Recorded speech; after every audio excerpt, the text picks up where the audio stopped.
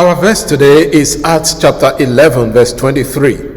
When he came and saw the grace of God, he was glad, and he exhorted them all to remain faithful to the Lord with steadfast purpose.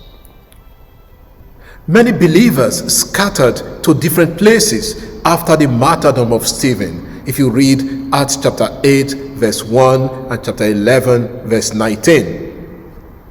And some traveled to Antioch, preaching to both Jews and Greeks, and many believed in the gospel.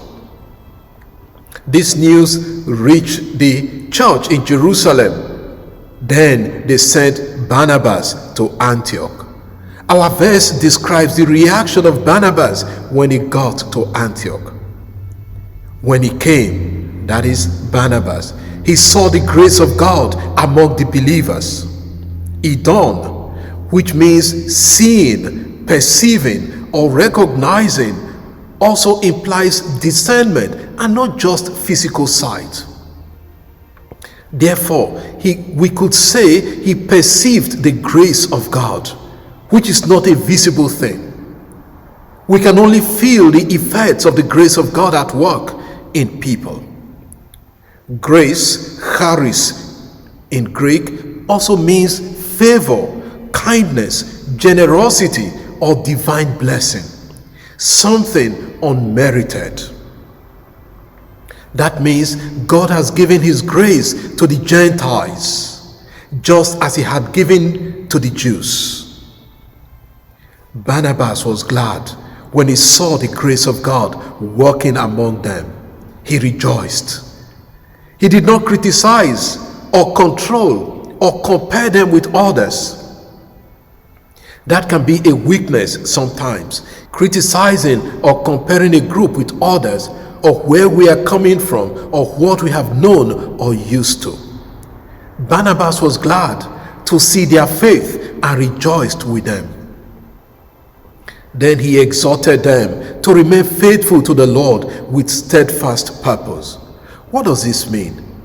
To exhort, parakaleo, could also mean to encourage, to comfort, or to strengthen.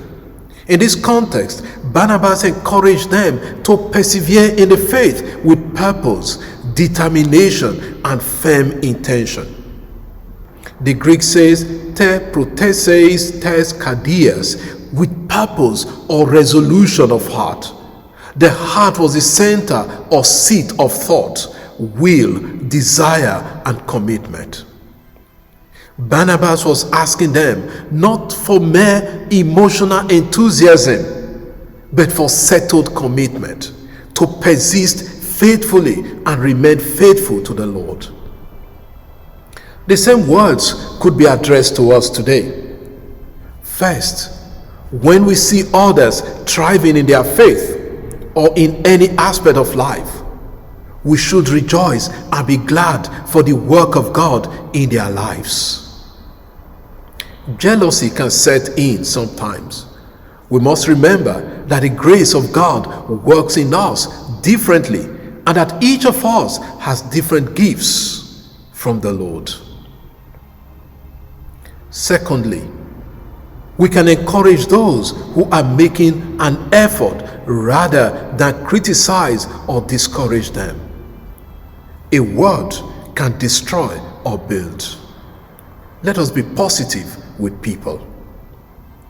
Finally, let us not only engage our emotions, but our whole being in serving the Lord. Reason must also be applied always. Lord, give us the graces we need to serve you and to encourage those who are struggling or need our help. Amen. God bless you, and I wish you a wonderful day.